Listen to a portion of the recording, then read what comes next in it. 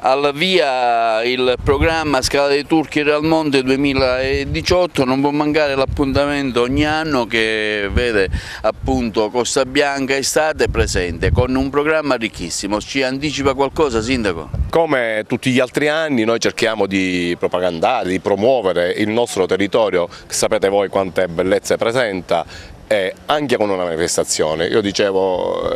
il nostro territorio, il territorio comunale di Real Monte, è ricco ovviamente di natura, di spiagge che vanno alla Scala dei Turchi, a Lido Rossello, Giallonardo, Capidazzo, Pergole, ma si trova anche in una posizione strategica perché è vicino alla Valle dei Templi, è vicino a Torre Sarsa Siculiana, perché bisogna ragionare ovviamente così, non fermandosi sul proprio territorio ma guardando quello che la nostra terra può offrire, e questa promozione la vogliamo fare oltre che offrendo quella che è la natura, il cibo, i nostri prodotti della terra, lo facciamo anche attraverso una serie di manifestazioni che sono manifestazioni estive,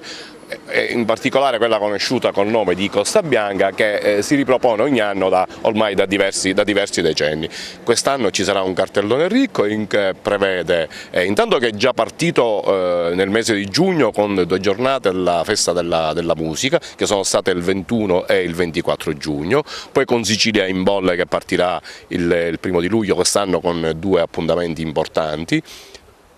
Poi seguiranno altri appuntamenti che sono legati al jazz. L'anno scorso e 2 anni fa avevamo fatto già delle piccole rassegne, quest'anno si ripropongono 3 appuntamenti col jazz, di cui c'è previsto la presenza di Bosso anche, che è il concerto finale.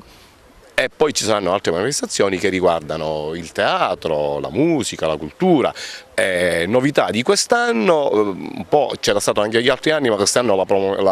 la presentiamo ancora meglio, è quella degli spettacoli itineranti. Non saranno tutti a Costa Bianca, saranno anche in altri luoghi, e quindi su questo Belvedere per esempio ci sarà un concerto jazz, sul Faro di Caporossello ci sarà un altro concerto. Altra novità importante di quest'anno, che si lega sempre alla promozione turistica del nostro territorio, è la presenza di un trenino turistico che, partendo dal comune di Real Monte,